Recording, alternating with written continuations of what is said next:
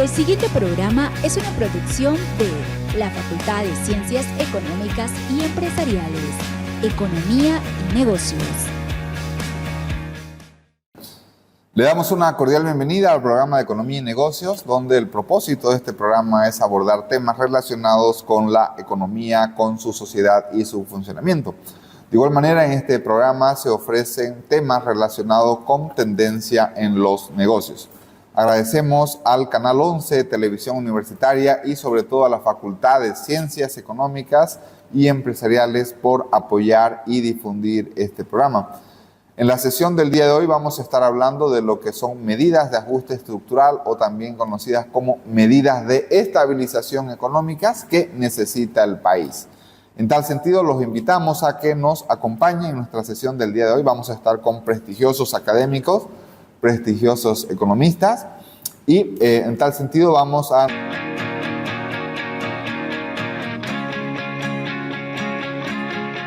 Como habíamos hablado previamente, hoy tenemos una entrevista especial. Vamos a estar hablando sobre lo que son las medidas de estabilización económica que necesita el país. Para ello estamos con notables académicos, notables economistas. En primer lugar, queremos saludar al profesor Marco Antonio del Río, quien vamos a explicar su semblanza. Es economista por la Universidad Autónoma Gabriel René Moreno, con una maestría en Economía y Finanzas Internacionales por la Universidad Tor Vergata de Roma y de igual manera tiene estudios doctorales en Economía y Derecho por la Universidad Pablo de Olavide de Sevilla. Querido profesor, antes que nada agradecer por su tiempo, agradecer también por brindarnos la oportunidad de apreciar su perspectiva. Buenos días, Rogelio. La verdad que muy agradecido por la oportunidad y se va a ser un gusto poder conversar con ustedes. De igual manera estamos con Roger Mario López. Siempre es un honor tener titulados de la Universidad Autónoma Gabriel René Moreno, economista con una maestría en Economía y Finanzas por la Universidad de Navarra, España, y de igual manera se desempeña como profesor de la Universidad Privada de Santa Cruz, ¿no? Actualmente también se desempeña dentro de lo que es la Fintech Cobán, colaborando en la creación de productos financieros digitales. ¿No, Roger? Buenos días, muchas gracias por tenerme aquí. Muy contento de estar compartiendo igual la perspectiva con tan buenos economistas del medio. Un honor, estimado Roger. Y como es habitual, también ya parte de la casa, tenemos a Martín Montero, que es nuestro, básicamente en varios programas nos acompaña con sus comentarios y análisis. Martín también es titulado de la Universidad Autónoma Gabriel René Moreno, con estudios de maestría y doctorado en West Virginia University. Sus investigaciones están basadas en lo que es tópicos de macroeconomía y economías en desarrollo, actualmente decano de la Universidad Católica Boliviana. Estimado doctor Martín, un gusto nuevamente. Buen día, muchas gracias por la invitación y buen día también a los que me acompañan aquí, que va a estar de lujo su panel de hoy. Sin duda alguna tenemos prestigiosos economistas, prestigiosos académicos. Queremos comenzar nuestra entrevista con el doctor Marco Antonio. Si nos puede, siempre es importante analizar el contexto económico. ¿Cuál es el contexto económico actual en Bolivia?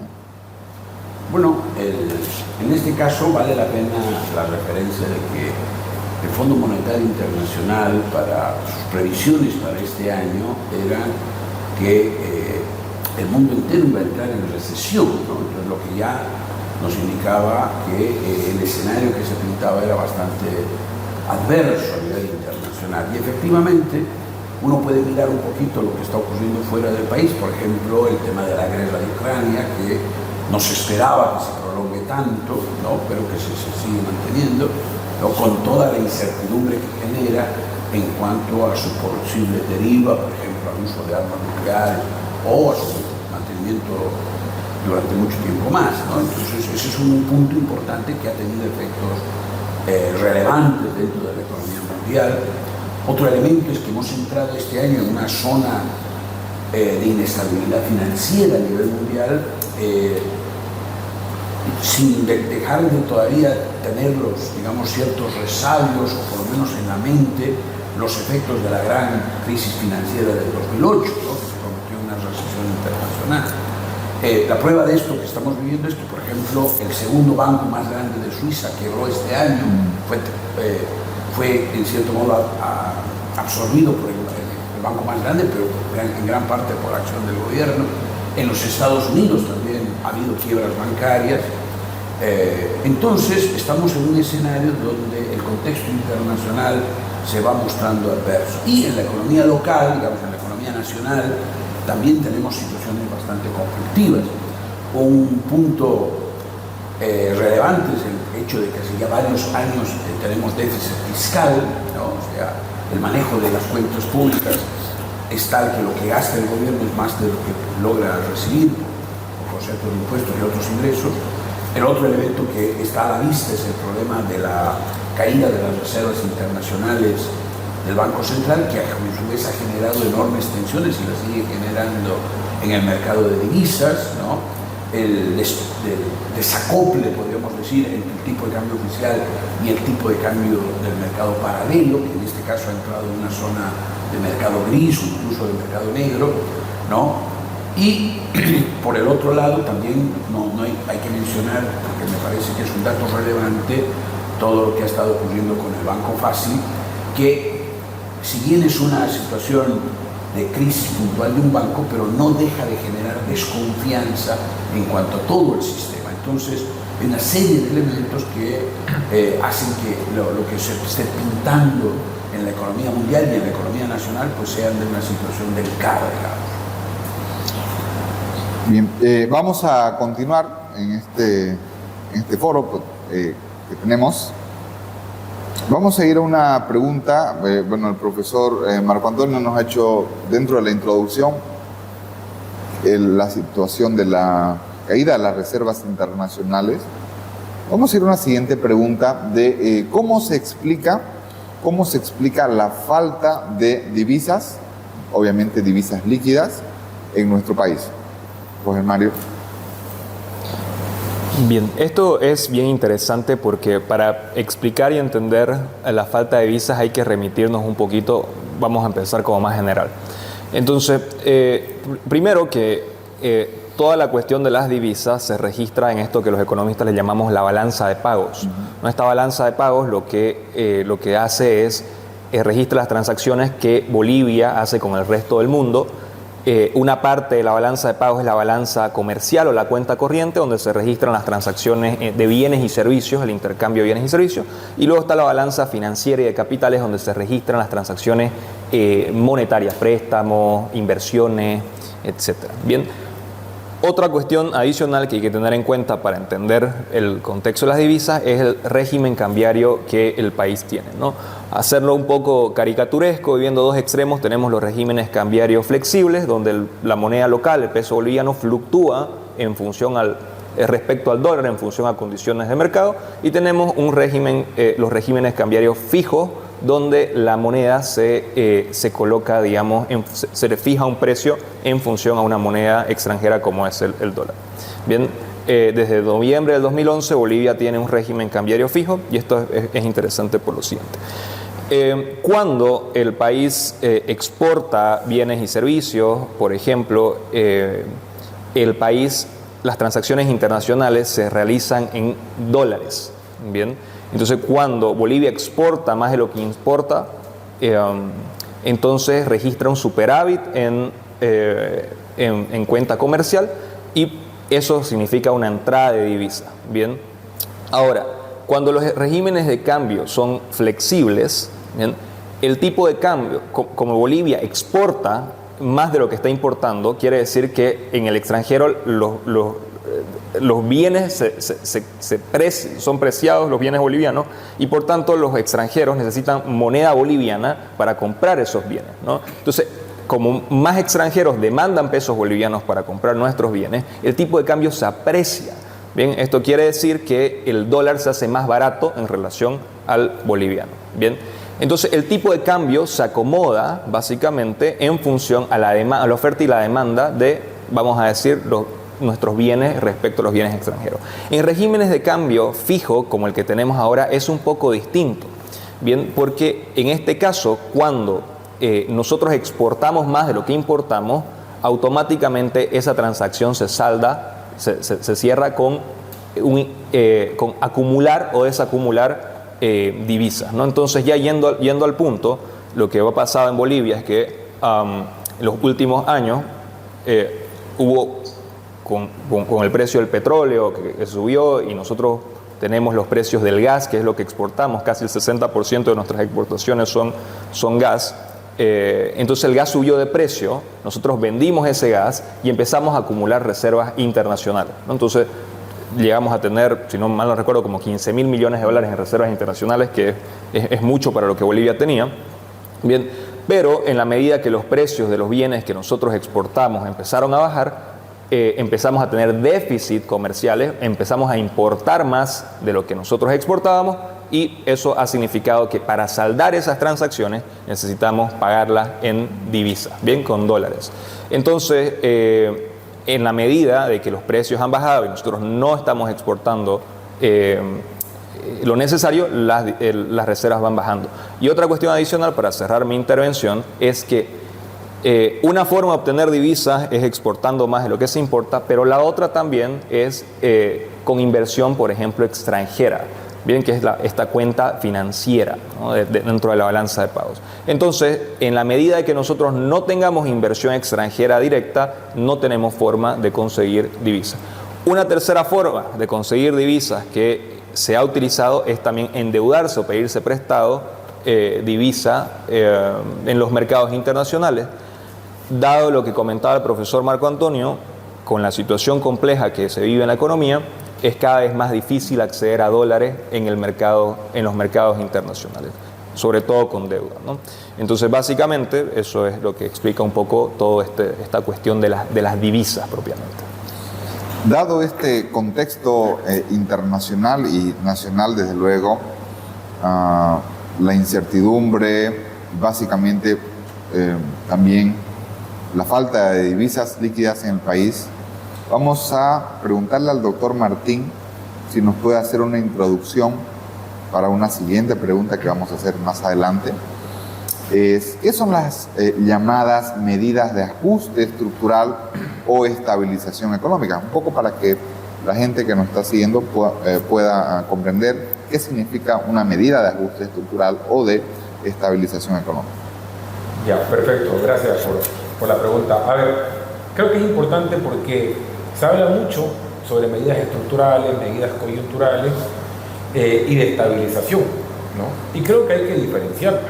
Entonces voy a empezar de atrás hacia adelante. Lo que se pretende con medidas de estabilización es ajustar a ciertos desequilibrios que normalmente son desequilibrios macroeconómicos. Por ejemplo, si nos remontamos hace 40 años, cuando estaba la UDP, ¿no? Que era básicamente el MNRI de izquierda, el MIR, el Partido Comunista, o sea, la izquierda,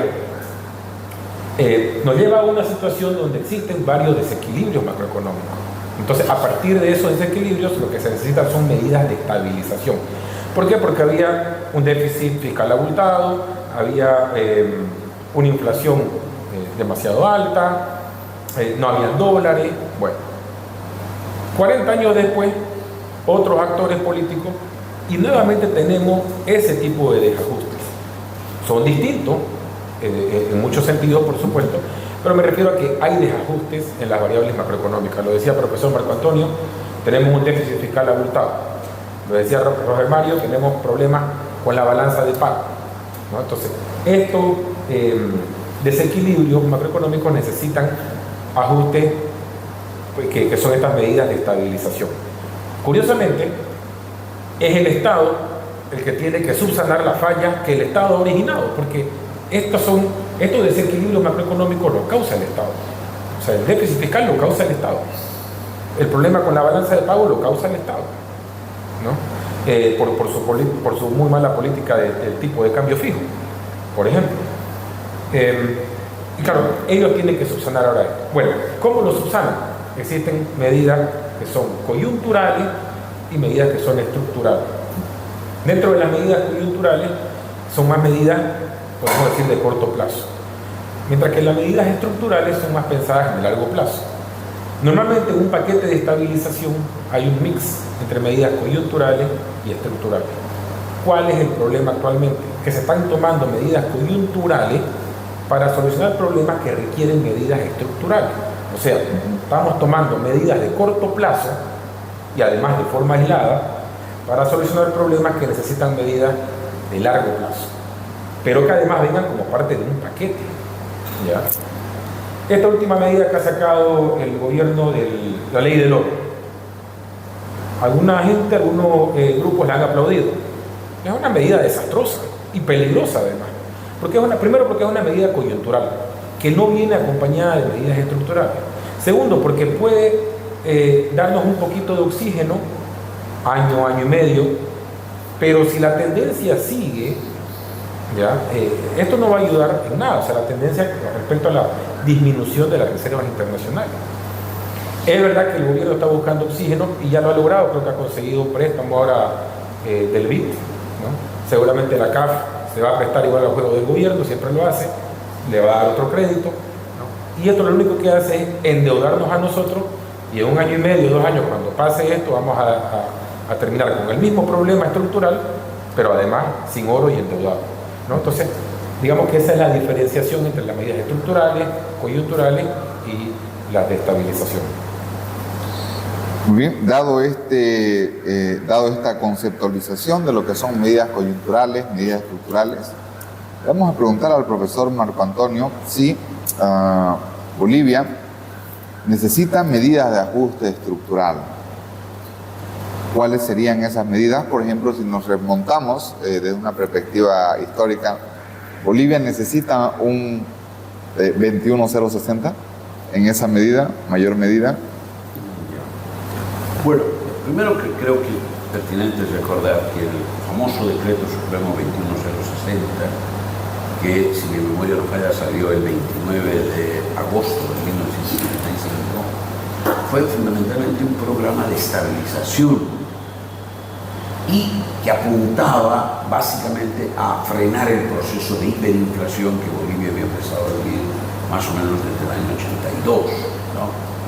En gran medida, ese programa de estabilización del 21060 tiene enormes parecidos con el programa de estabilización que aplicó el gobierno de Siles Suazo el año 56, diseñado en gran medida por un economista norteamericano que vino como apoyo de la embajada, que se llamaba George Elder.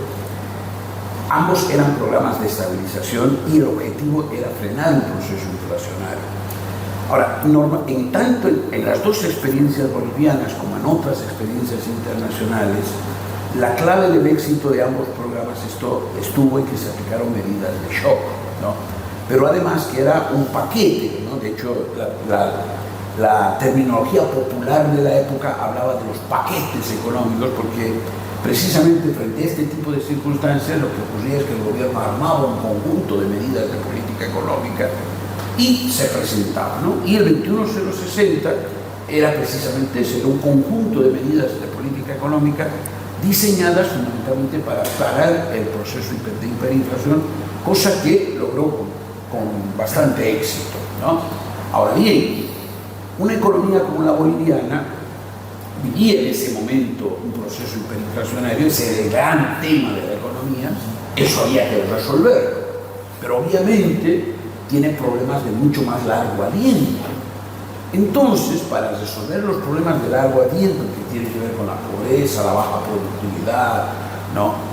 la poca capacidad de creación de empleos, de la economía, etc., ahí es donde se necesita, si se quiere, un paquete de medidas de política económica, pero ya de corte estructural, de largo plazo.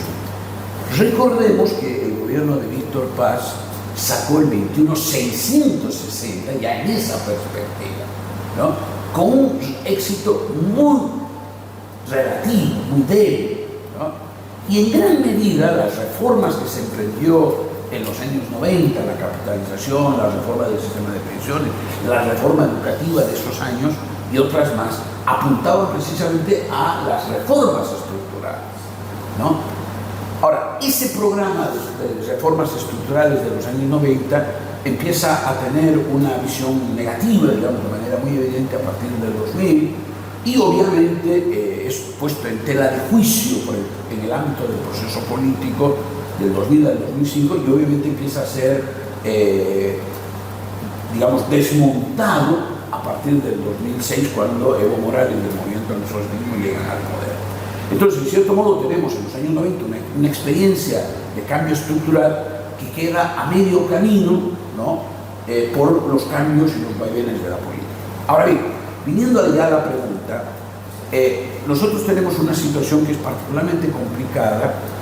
No tenemos una situación de alta inflación, ni siquiera posiblemente de inflación, aunque podría discutirse si la subvención a los hidrocarburos no está escondiendo una inflación que se podría dar si se lo elimina. Pero evidentemente, en términos estadísticos, de los datos del INE y de lo que ocurre con los precios de los bienes de la canasta familiar, no estamos viviendo un proceso de inflación o de alta inflación, o peor de hiperinflación, porque no corresponde hablar de estas cosas, de sus términos, de aplicar esos términos a la actual coyuntura. Pero evidentemente estamos en una situación, digamos, de un punto donde ese tipo de situaciones podría desbordarse. Entonces, lo que se está necesitando es un conjunto de medidas de política económica que apunten, digamos, a solucionar los problemas que están generando la actual coyuntura, digamos, de tensión latente, que particularmente se expresa en el mercado de divisas, pero no solo el de.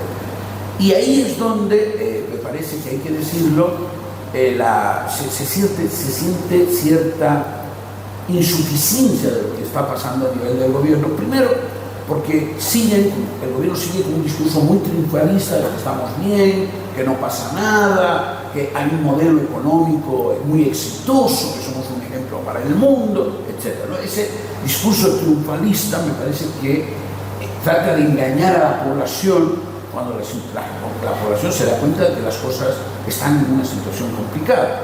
Eso por un lado. En segundo lugar, muy bien ha expresado Martín, la ley del oro es una situación de patear la pelota para adelante, o sea, no plantea una verdadera solución al problema de la escasez de divisas que tenemos en el país, ¿no?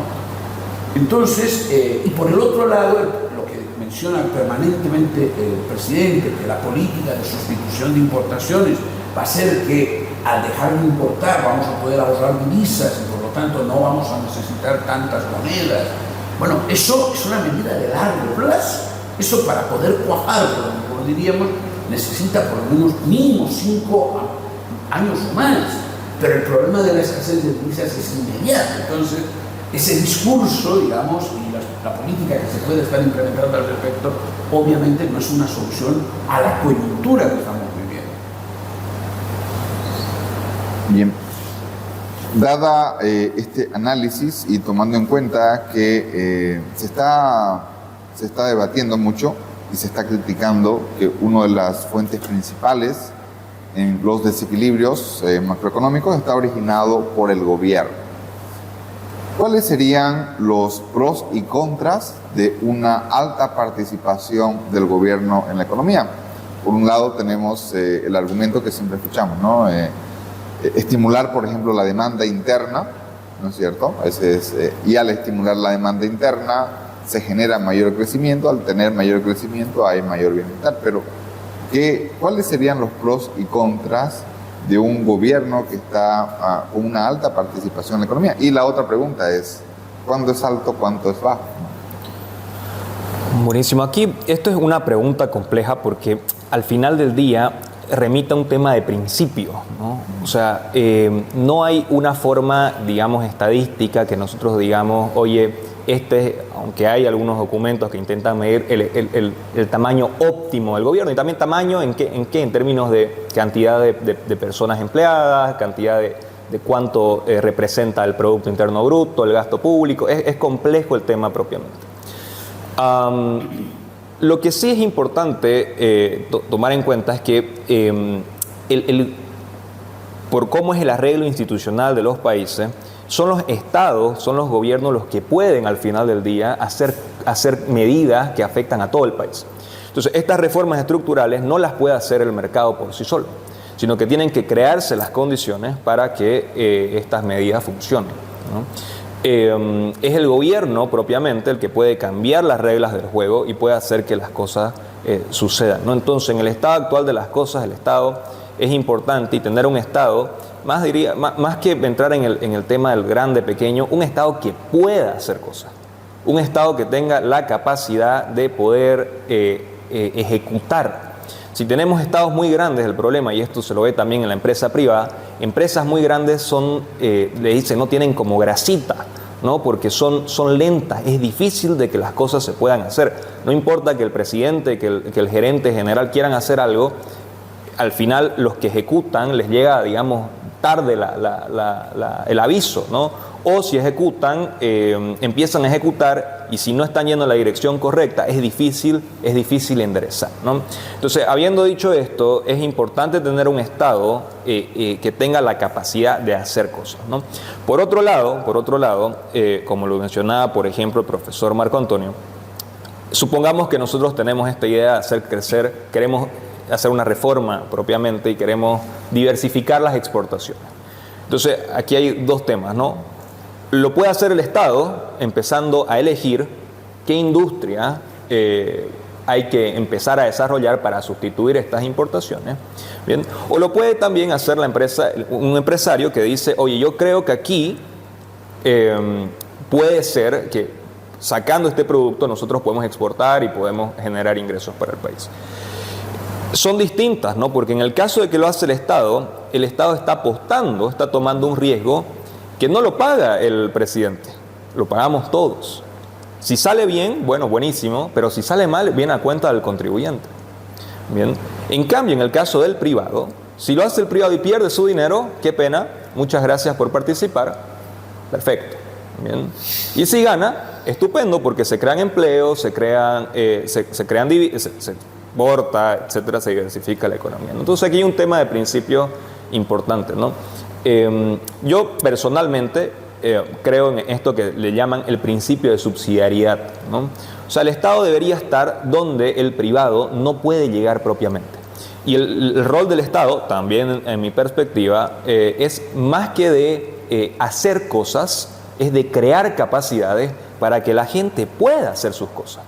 O sea, crear las condiciones para que la gente pueda desarrollar sus proyectos de vida personal, ¿no? Velando claramente por la seguridad, velando claramente porque las instituciones le funcionen al ciudadano. Y en este sentido, también mi opinión personal es que ahora tenemos un Estado relativamente grande que se involucra en proyectos de dudosa rentabilidad pública y privada, ¿no? Plantas de urea, aeropuertos, en lugares donde no hay flujo aéreo, etcétera. Entonces, al final del día tenemos un Estado grande que no tiene la capacidad para ejecutar las cosas. Ahora lo mencionaba el profesor Marco Antonio, le está costando poder dar con un conjunto de reformas, ya sean coyunturales, ya sean estructurales. Entonces uno dice, oye, ¿sabes qué? Si no puedes hacer todas estas cosas, si te cuesta, o sea, crea las condiciones, ¿no?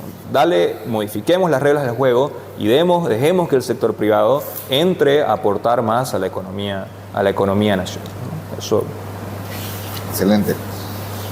Usualmente en economía se discute esa dicotomía entre lo que es una sociedad o una economía planificada versus una economía de libre mercado.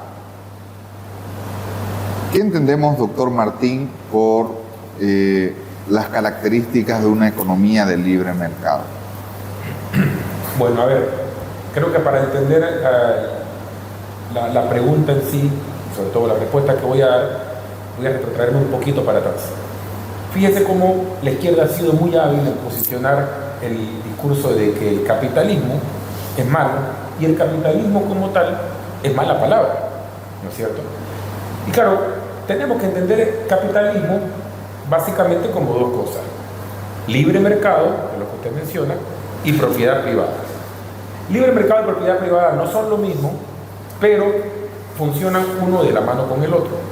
Básicamente, con el libre mercado, yo decido si le voy a vender algo a usted, usted decida si lo quiere comprar, pero ambos lo hacemos a partir de nuestra propia libertad sin ninguna presión. A partir de eso se determina un precio y ese es el precio de mercado. Pero fíjense que es a partir de nuestras propias voluntades. No hay ni un precio fijado, ni tampoco hay una coacción para que yo venda o para que usted compre. Ya. Ese es el libre mercado. Y luego la propiedad privada, que son derechos propietarios sobre los bienes, ¿no es cierto?, que posee. Cuando usted dice libre mercado, en este sentido, engloba, ¿no?, porque lo usamos de forma coloquial, ese libre mercado engloba también propiedad privada. Entonces básicamente lo que estamos hablando ya es de capitalismo, ¿no? Ahora, aquí tenemos que entender que hay un espectro muy amplio, ¿no? Digamos, si queremos poner en un lado del espectro una economía anarcocapitalista y en el otro lado una economía comunista, digamos que va a ser difícil encontrar ejemplos, y aunque yo llegue a hacer las definiciones, no creo que tenga valor para la pregunta que estamos haciendo y dentro del contexto en el cual está yendo la entrevista. Entonces, me voy a limitar más bien a explicar o dar algunos pantallazos, unos puntos, unos punteos sobre lo que se entiende como una economía de libre mercado, que, haciendo paréntesis acá, no debe ser confundido con neoliberalismo, que de pronto colegas de otras ciencias sociales lo usan, ellos bajo sus propios términos y definiciones, pero los colegas economistas igual, a algunos les ha dado por usar el término neoliberal como sinónimo de capitalismo, o sabrá Dios ellos a qué se refieren, pero no existe un modelo neoliberal. Hecho ese paréntesis, vuelvo al tema.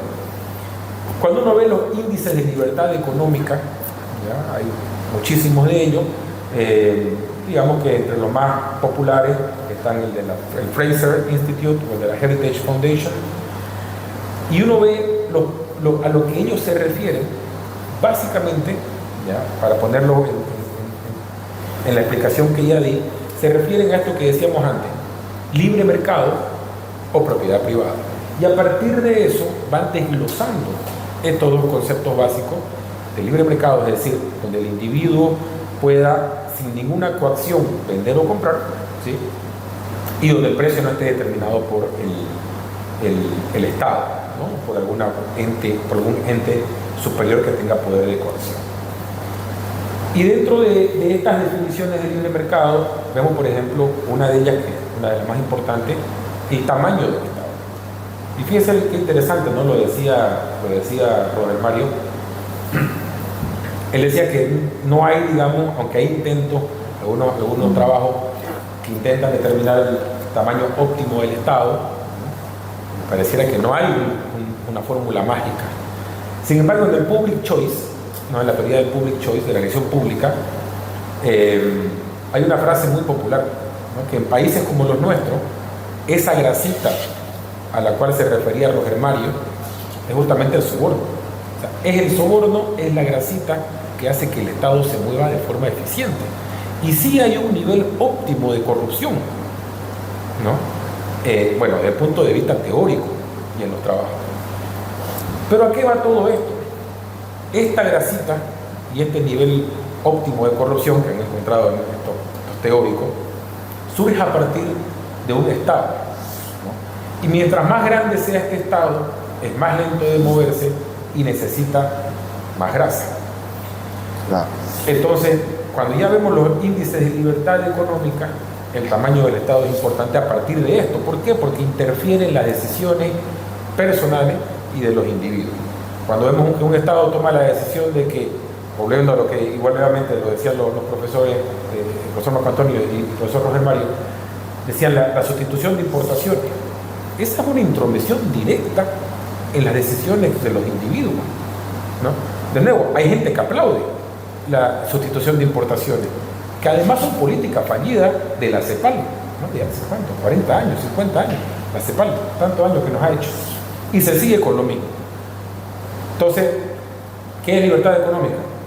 ¿O qué son los países de libre mercado? No que haya un Estado que no sea grande, lo que haya un Estado que no interfiera, o que interfiera lo menos posible, pongámoslo de esa forma, con las decisiones de los individuos, en lo cual exista estabilidad de la moneda, ¿no? Porque los Estados tienden de pronto a llevar adelante política monetaria expansiva para crear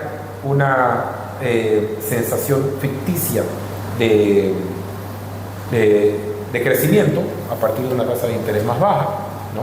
Pero que una vez explota esa burbuja nos lleva a una situación de crisis, ¿no? Entonces, estabilidad de la moneda, derechos de propiedad, nos lleva el otro componente que yo decía, que es parte del capitalismo, libre mercado y propiedad privada, derechos de propiedad, instituciones fuertes y el sistema legal, ¿no? Pero si tuviésemos que hacer una síntesis y quedarnos con algo de todo lo que he dicho, básicamente existen economías de libre mercado en tanto y sí, libre mercado en el sentido como usted lo definió, en tanto y en cuanto el gobierno interfiera menos en las decisiones de los individuos y se respeten los derechos de propiedad privada. Perfecto. Realmente el tiempo nos ha quedado demasiado corto, teníamos muchísimas más preguntas para realizar. Vamos a terminar con 2 preguntas breves. Por favor, les vamos a agradecer por el tiempo. ¿Qué recomendaciones daría para Bolivia en el tema del manejo de la política económica, en términos generales? Si tuviéramos que hacer una prioridad, una priorización de acciones o de políticas, ¿cuáles serían sus recomendaciones, profesor Manuel? Gracias. Un poco sobre el tema, digamos, pero sin tratar de abordarlo en toda su dimensión. Me gustaría plantear una cuestión, plantearlo de la siguiente manera, ¿no? Fíjense, la idea de sustituir importaciones, ¿no? Por ejemplo, en Bolivia, que yo sepa, no hay una fábrica de lápices. Y obviamente en todos los colegios se usa lápiz, o sea, hay una demanda de este bien. Ahora bien, el gobierno podría plantearse, a ver, ¿cómo hacemos para dejar de importar lápices y tenerlos acá? Entonces, en realidad, la solución fácil, perezosa, podríamos decir, es, lo que hace falta es poner una fábrica nacional de lápices, con capital del Estado, empresa pública, ¿no? Y claro, asumiendo lo que mencionaba muy bien Roger, que en este caso lo que vamos a tener es un grupo de políticos que probablemente va a contratar digamos, una serie de gente para que maneje más o menos, digamos, con criterios de eficiencia económica y técnica la empresa, pero en última instancia está arriesgando dinero del público, ¿no?, en un emprendimiento de tipo productivo, ¿no? Ahora bien, ¿por qué digo que esa manera de pensar, que es la que domina en Bolivia, que es la que tenía la CEPAL, que el Estado asume ese liderazgo en crear empresas para producir lo que no se produce y se importa? ¿Por qué digo que es perezoso? Porque sería mucho más complejo para el Estado, además que supondría una actitud crítica frente a sí mismo, decir, yo no voy a poner una fábrica de lápices, pero quiero que haya privados que pongan fábricas de lápices. Porque ahí viene la pregunta, ¿bajo qué condiciones una persona o un grupo de personas podrían unir capitales para hacer las inversiones necesarias para una fábrica de lápices? Y aquí viene la pregunta del millón, ¿por qué en Bolivia no hay fábrica de lápices? Pues porque es muy sencillo, es más fácil importarlos que producirlos. ¿Por qué importarlos? Fíjense ustedes, me elimina como empresario toda la problemática que supone tener un sindicato, por ejemplo, que dificulte cierto tipo de cuestiones a nivel productivo. Me evita, por ejemplo, el tema de comprar materia prima, o sea, toda la problemática productiva me la elimino comprando de otro lado y vendiéndolo. O sea, es un trabajo con el cual yo como empresario me puedo hacer rico con mucho menos esfuerzo.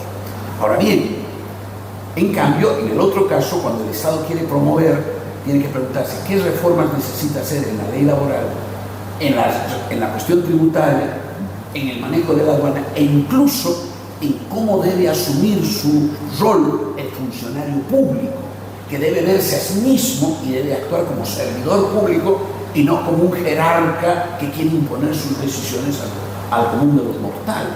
Entonces, esa reflexión crítica, el Estado, los políticos en función de gobierno, no quieren hacer. Por eso es que se van por el camino fácil, el camino perezoso. Empresa estatal para fabricar lápices. La misma pregunta para nuestro invitado Roger Mario y para el doctor Martín. Bien, historia larga hecha corta. siempre referencio este índice de competitividad global que estos últimos años no se ha estado sacando las últimas ediciones. Bien, pero hace unos años el economista Xavier Sala y Martín, conjunto del Foro Económico Mundial, crearon este índice de competitividad global donde se rankeaba a todos los países según quién era más competitivo, ¿no? Y este nombre un poco marquetero, en realidad era un índice de qué países crecían más o qué países tenían las mejores reformas de crecimiento, ¿no? Bolivia siempre de 170 países salía en el 140, 150, entre los países menos competitivos a nivel mundial. Y básicamente este índice toma en cuenta como distintos pilares, ¿bien? Que son básicamente los determinantes del crecimiento económico de largo plazo de los países, esos pilares o esas variables que las reformas estructurales justamente intentan atacar para que el país siga creciendo y eso, bueno, llegue a las personas. Entonces, en este ranking básicamente se toma en cuenta las instituciones, bien, las reglas del juego, se toma en cuenta la estabilidad macroeconómica, se toma en cuenta la eficiencia en los mercados de bienes y servicios, que sea fácil comprar y vender, la eficiencia en el mercado laboral, que sea fácil contratar, fácil despedir, que sea fácil también pagar medio tiempo, contratar pasantes, bien, que sea flexible, la eficiencia en los mercados financieros, qué tanto innova un país, qué tanto básicamente, bueno, el tamaño del mercado al cual también el país tiene acceso, bien. Entonces yo básicamente lo que digo es, hay que revisar esos índices que están bastante bien pensados y decir, ¿no? Dado que el Estado tiene una capacidad operativa limitada, no puede hacerlo todo, agarrar, digamos, los principales y decir, oye, ¿en qué estamos peor y qué es lo que nosotros podemos más fácil empezar a cambiar? Yo creo que, y un criterio personal, mercado laboral, como lo mencionaba el profesor Marco Antonio, y una reforma institucional en la justicia podrían ser dos cosas en las que el Estado podría enfocarse para empezar a recabar los beneficios que trae el mayor crecimiento económico que estas medidas pueden generar. No, pues ya después de ustedes dos, ya que me queda a mí por decir, ¿no? Claro, pero bueno, a ver, si uno de nuevo ve los índices de libertad económica y ve los países con mayor libertad económica, no es casualidad, son los países más prósperos. Mientras que en la cola estamos nosotros, está Haití, la mayoría de los países de África subsahariana, ¿no? Corea del Norte, etcétera, etcétera. Entonces digamos que no habría mucho misterio. O sea, si de mí dependiese, ¿no? Bueno, pues intento, para empezar a bajar el gasto público, pues ni modo, medidas duras, estructurales, ¿no? Duras para algunos, pero para otros nos va a beneficiar. Pero vamos, moviéndonos siempre en el sentido del libre mercado, ¿no? Menos Estado, menos regulaciones, mayor cuidado de la propiedad privada, ¿no? Y si uno incluso ve en Bolivia, hay pues dos modelos para pensar, ¿no? Está el modelo que es modelo netamente cruceño, digamos, que es lo que se está hablando ahora mucho, que básicamente es un modelo de libre mercado, no es más, donde se respetan los derechos de propiedad privada y donde hay instituciones que hacen respetar los derechos de propiedad privada, y a partir de eso ya se genera todo este libre mercado y esta iniciativa privada. Mientras que hay otra forma de pensar en el país que no, es más comunitaria, más de recibir las órdenes de arriba, donde el individuo no es el principal, sino lo que diga algún jerarca dentro de la comunidad. Entonces, ya simplemente haciendo un resumen de lo que han dicho quienes me antecedieron, básicamente son reformas que son institucionales, ¿no? Y tienen que ser estructurales. Las medidas coyunturales no nos van a servir en esta situación. Muy bien. Para terminar nuestra entrevista, ya estamos fuera de tiempo, hay algo que se conoce como la terapia del shock, ¿no? Que básicamente es hacer un corte o hacer un ajuste hoy, o por otra parte, si vemos el caso de Argentina, han intentado hacer lo que son medidas que son paliativas o que son graduales, ¿no? Los ajustes graduales. Vamos a hacer una pregunta: si en nuestro país necesitamos una terapia del shock.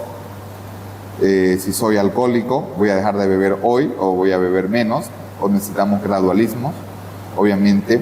O la otra es, necesitamos políticas combinadas. En su opinión, profesor Marco Antonio, ¿necesitamos terapia del shock? ¿Necesitamos medidas graduales? ¿Necesitamos una combinación? No, yo pienso que me parece a mí que dependiendo de a qué aspecto, qué problema específico se quiera apuntar, ¿no? En algunos casos puede ser necesaria una medida, como se dice, de shock, pero claro, también puede haber ámbitos donde se necesita un proceso más distendido, digamos. Subvención, ¿no?, de combustible. En el caso de subvención de combustibles, yo como economista apostaría a una reforma gradual.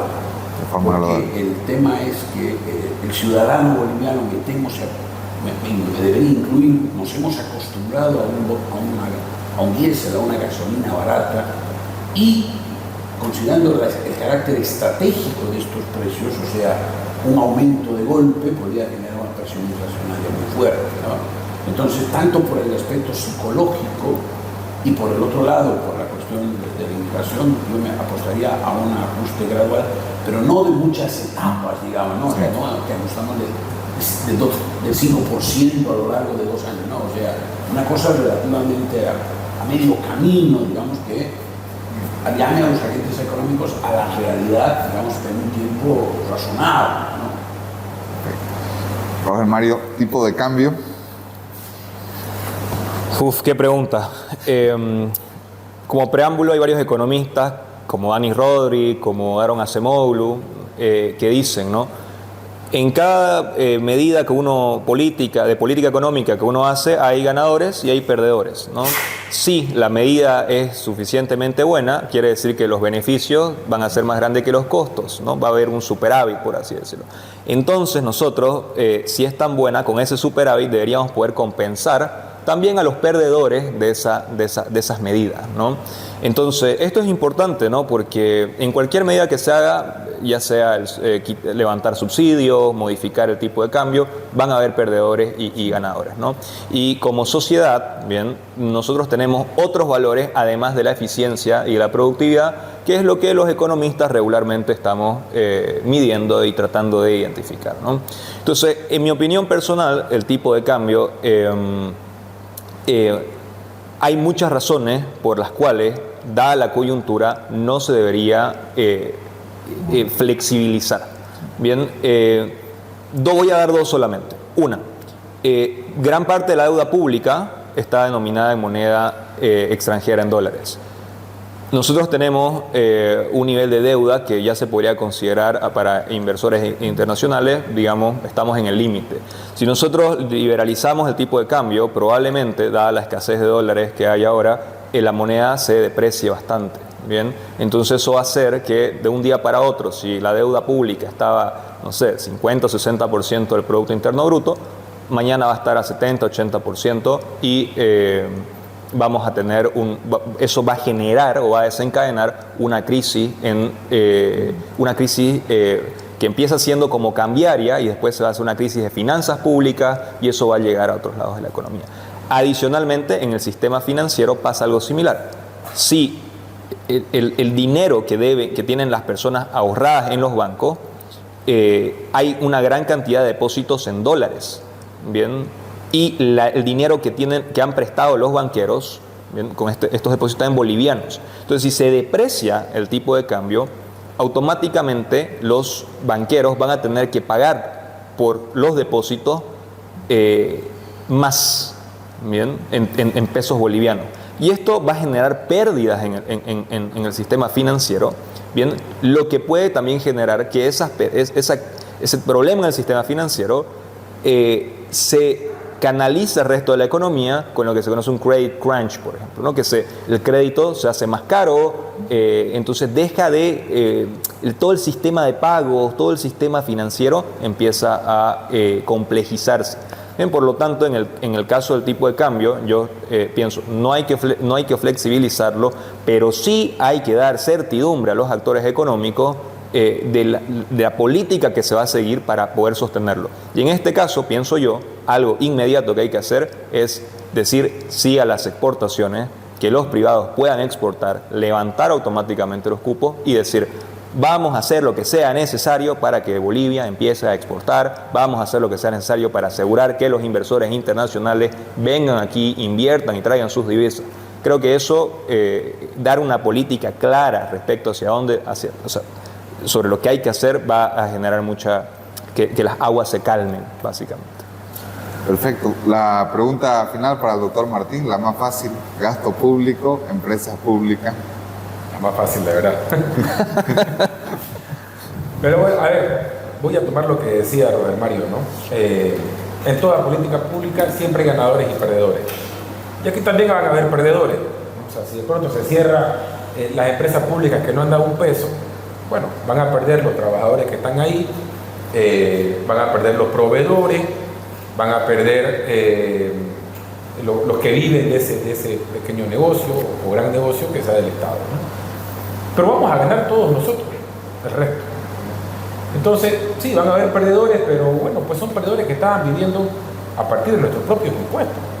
Estábamos pagando con mi sueldo, que nos cuesta trabajar, nos cuesta ganarlo, estamos pagando el sueldo a ellos, que no están produciendo. Entonces, digamos que no hay por dónde pensarlo. Sí, tiene que bajarse el gasto público, tiene que reducirse el número de trabajadores, ¿ya? Y alguien dirá, bueno, pero ¿y qué va a pasar con toda esa pobre gente y esas familias que van a la calle? Tuvieran que ser absorbidos por alguien. Como no van a ser absorbidos por el Estado, tienen que ser absorbidos por el sector privado. Entonces, démosle la facilidad al sector privado para que los absorba. ¿Sí? Es que, de nuevo, no nos pongamos aquí a inventar la pólvora cuando ya hay tantos estudios y tantos datos que muestran cuál es el camino a la prosperidad. Es el libre mercado, es el capitalismo, ¿no? Pero aquí estamos yendo en sentido contrario. Entonces, bajen los impuestos, como dice Robert Mario, dejen que exportemos libremente. De pronto saquen también ese ITF, ¿no? Dejen que las empresas de afuera vengan a invertir aquí libremente, no les pongan tantas trabas. Ellos se van a encargar de absorber a todos quienes queden eventualmente desempleados a partir del Estado. Entonces, ¿eso qué va a significar? Que esos desequilibrios macroeconómicos de los que yo hablaba en la primera intervención, automáticamente vuelvan a un estado más, entre comillas, normal, ¿no? Y no nos lleve a esta situación en la que estamos ahora, que a partir de esos desequilibrios macroeconómicos estamos en una situación de completa inestabilidad, ¿no? Pero sobre todo de mucha incertidumbre. Gradualismo versus shock. Creo que ahí concuerdo con el profesor Marco Antonio, depende de la medida que estamos hablando. En el 85 funcionó el shock y funcionó para Bolivia el shock, porque luego Jeffrey Sachs se fue a ayudar a los países de la órbita soviética. Las mismas políticas de shock no funcionaron en todos los países, ¿no? Entonces, mucho también depende de cómo toma la gente, o sea, cuáles son sus expectativas con respecto a estas políticas de shock. Por definición, si es una política de shock, no es esperada, ¿no es cierto? Pero creo que mucho depende de lo que se vaya a hacer. En el caso del Estado, de shock, directamente. Pero acompañada del paquete de, bueno, dejar que la empresa privada haga lo suyo, ¿no? Muchísimas gracias. Queremos agradecer a nuestros invitados por sus brillantes contribuciones. Muchas gracias, estimado profesor Marco Antonio, Jorge Mario, doctor Martín, muy agradecido. Y desde luego siempre la invitación para tener una siguiente conversación en un futuro próximo. Gracias. Muchísimas gracias. Esta fue nuestra principal entrevista hablando sobre medidas de estabilización económica en Bolivia. En tal sentido, vamos a nuestros siguientes anuncios institucionales y continuamos con más del programa de Economía y Negocios.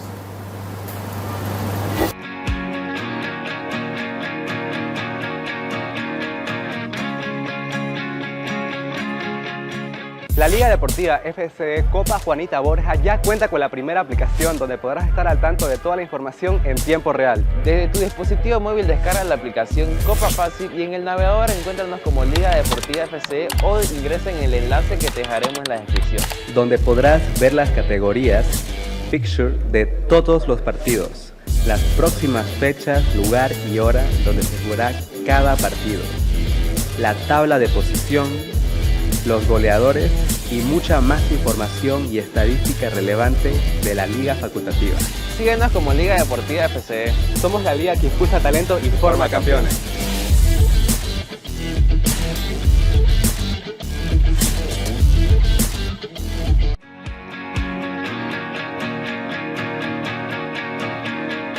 Estuvimos analizando lo que son medidas de ajuste económico, medidas de estabilización económicas que necesita el país. Básicamente, si son medidas que deben hacerse de forma instantánea ya, o si necesitan algún gradualismo, ¿no? Estuvimos analizando varias perspectivas y en tal sentido les invitamos a que nos pueda acompañar el programa de Economía y Negocios. Recuerden, los días sábados a las 8 de la noche y el reprise del día domingo por el mismo horario por Canal 11 Televisión Universitaria. Muchísimas gracias.